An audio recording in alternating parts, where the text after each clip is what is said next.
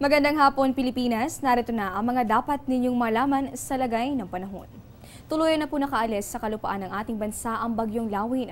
Gayunman ang ilang bahagi ng Pilipinas, nakakaranas pa rin ng epekto nito. Ayon po kay Pag-asa Weather Forecaster Alcero Aurelio, masungit na panahon ang iiral sa mga lugar na nasa ilalim ng Tropical Cyclone Warning Signal number 2. Kabilang po dyan itong bahagi nitong Calayan Group of Islands. Gayon din ang probinsya nitong Apayao, Abra, Ilocos Norte at Samay, Ilocos Sur.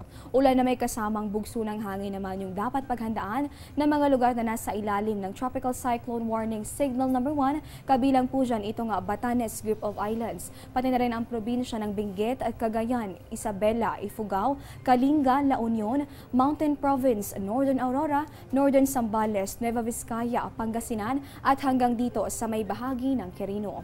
Ang natitirang bahagi naman itong Luzon, kabilang itong Metro Manila, makakaranas ng maulap na kalangitan na may tsansa pa rin ng may hina hanggang sa katamtamang mga pag-ulan. So kung mapapansin natin, malaking bahagi nitong Luzon ay makakaranas pa rin ng mga pag-ulan, kaya naman huwag kalilimutan na magdala ng payong saan man ang inyong mga lakad. Sa Visayas at Mindanao naman, inaasahan natin yung mas maaliwanas na lagay na panahon. Ibig sabihin, magpapakita si Haring Araw pero posible pa rin yung mga isolated rain showers or thunderstorms.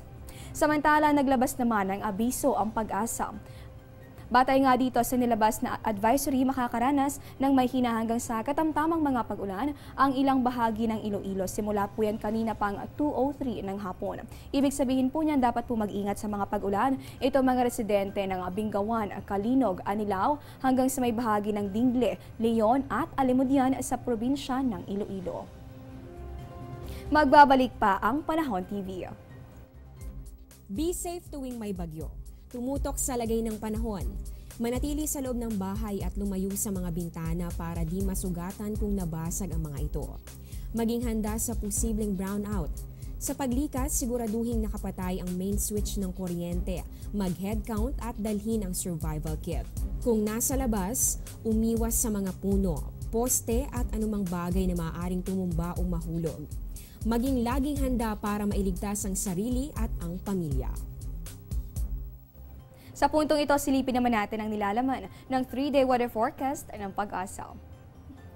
Para sa mga nagbabalak umakyat sa City of Pines, ipagpaliban na lamang yan dahil bukas inaasahan natin itong maulap na kalangitan na may tsansa ng may hina hanggang sa katamtamang pag-ulan. Pwede nyo namang i-reschedule yan pagsapit ng weekend kung saan inaasahan ang improving weather condition. Dito naman sa atin sa Metro Manila, sa mga estudyanteng may pasok pa bukas, huwag kalilimutang magdala ng payong. Maulap na kalangitan kasi ang iiral at may tsansa ng may hina hanggang sa katamtamang pag-ulan. Pagsapit na nga Sabado hanggang sa araw ng Linggo, inaasahan natin itong generally fair weather condition.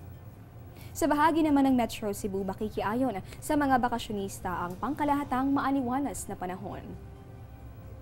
Check naman natin sa Metro Davao, gayon din, hindi bibiguin ng generally fair weather condition ang mga nagbabakasyon. Pero paghandaan nyo, yung temperaturang bahagyang mataas, yan po ay nasa pagitan ng 25 hanggang sa 34 degrees Celsius. At ating pong panghuli na lamang sa bahagi nitong Zamboanga City, inaasahan din natin itong generally fair weather condition. Ibig sabihin, magpapakita si Haring Araw pero posible pa rin ang mga isolated rain showers or thunderstorms. At yan po muna ang latest mula rito sa Pag-asa. Para sa Panahon TV, ako po si Desiree Jonio. Magandang hapon po sa inyong lahat.